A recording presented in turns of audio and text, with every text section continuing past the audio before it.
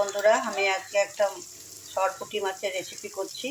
তার জন্য দেখুন, সরপুঁটি মাছগুলোকে কেটে ধুয়ে নুন হলুদ মাখিয়ে এটাকে ভেজে রেখেছি। ভাজার পরে এই যে কড়াতে তেল দিয়ে এর মধ্যে কালো জিরা ফোড়ন দিয়ে এর মধ্যে পেঁয়াজ দিয়ে এর মধ্যে একটু ধনে পাতা দিয়ে পেঁয়াজটা ভাজা ভাজা হয়ে এসছে। এর মধ্যে আমি এখন একটু হলুদ গুঁড়ো দিব, 1 চামচ, 4 চামচ হলুদ গুঁড়ো দিয়ে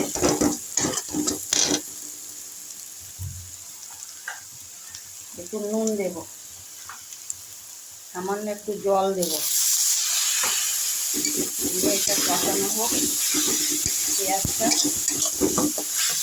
তারপরে আমি একটা মশলা করেছি মিক্সিতে। দেখুন, মশলাটা হচ্ছে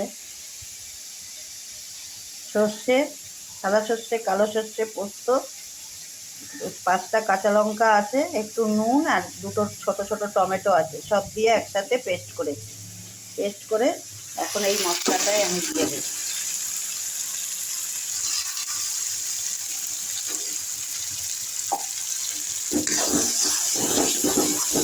মশলাটা দিয়ে দিলাম, একটু কষাবো, কষিয়ে তারপরে আমি এর মধ্যে জল দেব। দেখুন মশলাটা কেমন কষানো হচ্ছে। মশলাটা কষিয়ে তেল ছাড়লে পরে আমি এর মধ্যে জল দেব।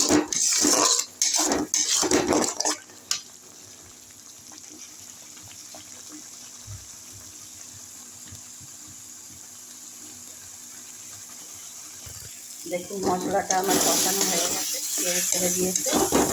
এই পর্যায়ে আমি এখন জল দেব।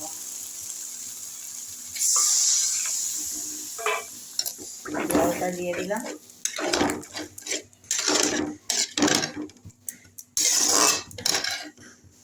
এর মধ্যে আবার একটু ধনে পাতা দিয়ে দিলাম।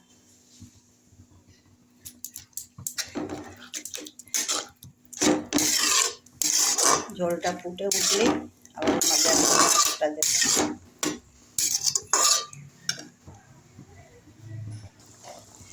দেখুন এটা আস্তে আস্তে ফুটছে, এখন আমি এই পর্যায়ে মাছগুলো দিয়ে দেব।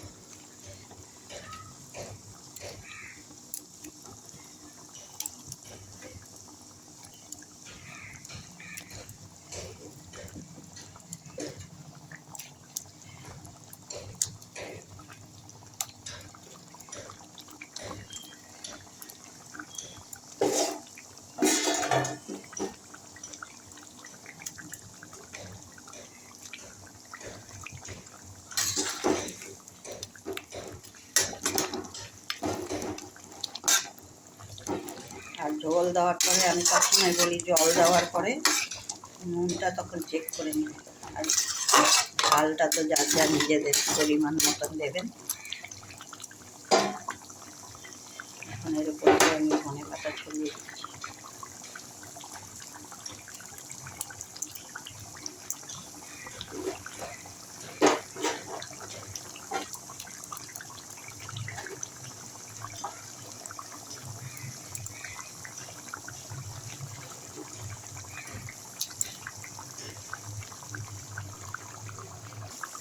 দেখুন আমার ঝালটা হয়ে গেছে, আমি এখন গ্যাস বন্ধ করে দিই।